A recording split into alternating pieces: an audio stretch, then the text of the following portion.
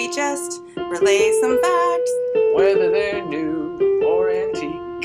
So just sit back and relax. It's time for What's Up This Week.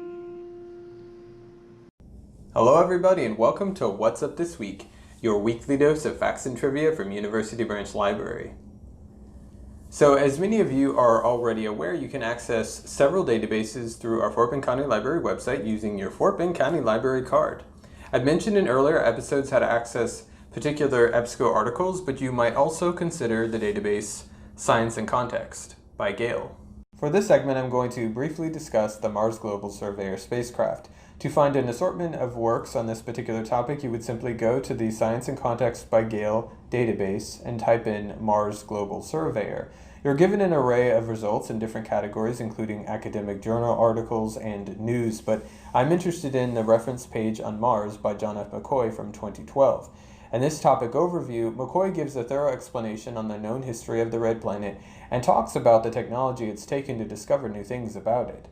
But specifically, he mentions the Mars Global Surveyor, or MGS for short, which was launched into space on November 7, 1996.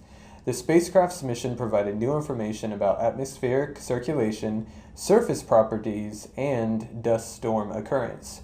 It gave scientists the first comprehensive topography map of Mars as well.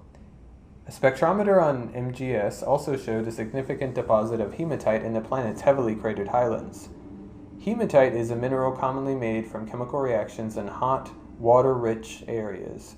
Additionally, the spacecraft's cameras showed evidence of sedimentary materials in the centers of old craters and revealed gullies formed by seepage of groundwater along the slopes of canyons and craters.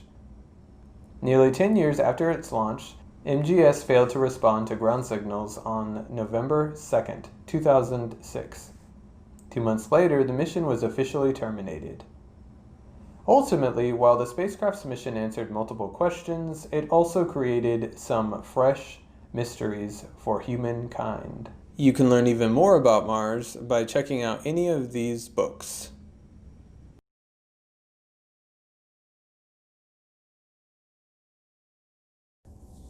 Okay, Daniel, what do you have for the people this week? Thanks, James.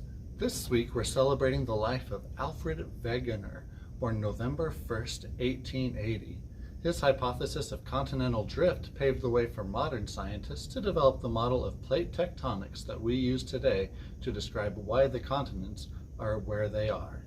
Wegener was born in Berlin, the youngest of 5 children. He graduated at the top of his class studying physics, meteorology, and astronomy. In 1906, Wegener participated in the first of what would be 4 expeditions to Greenland, where he would launch kites and weather balloons to make meteorological measurements in the Arctic climate zone. In 1912, he first presented his continental drift hypothesis after noticing significant similarities in rock types, geological structures, and fossils between matching sides of the continents. He argued that the continents must have once been joined together in a single landmass, which he called Ur-continent. He couldn't know what caused the separation, speculating at various times that it had to do with the centrifugal force of the Earth's rotation or that it had to do with the sea floor spreading, but it was clear to him that this was a phenomenon worth further study. Unfortunately, while his ideas had a few supporters, they were largely rejected by the scientific community. It wouldn't be until the 1960s, more than 30 years after Wegener's death, that his findings would come to be embraced and built upon toward the plate tectonics model used by scientists today. If you'd like to learn more about Wegener and his ideas, the library has several resources available.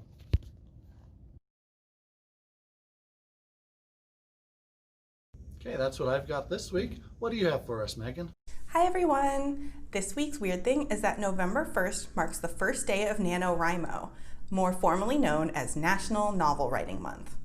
This is an annual creative writing project that takes place during the entire month of November. The goal of NaNoWriMo is to write a 50,000-word manuscript by the end of the month. This project began in 1999 with only 21 participants. 20 years later, in 2019, we had almost 500,000 participants. Hundreds of novels started as drafts written in NaNoWriMo and have since been published by major publishers, including some of these bestsellers. To participate in NaNoWriMo, you can register for free on their official website. You will gain access to tools, structure, encouragement, and an entire community of fellow writers to help you achieve your writing goals. Events are held all over the world where writers can gather and write together, and many of those events will be held virtually this year, including some of our own. Check out our online calendar of virtual programs and search for NaNoWriMo to see our virtual write-in programs and information on our annual Book Fest, which will also be virtual this year.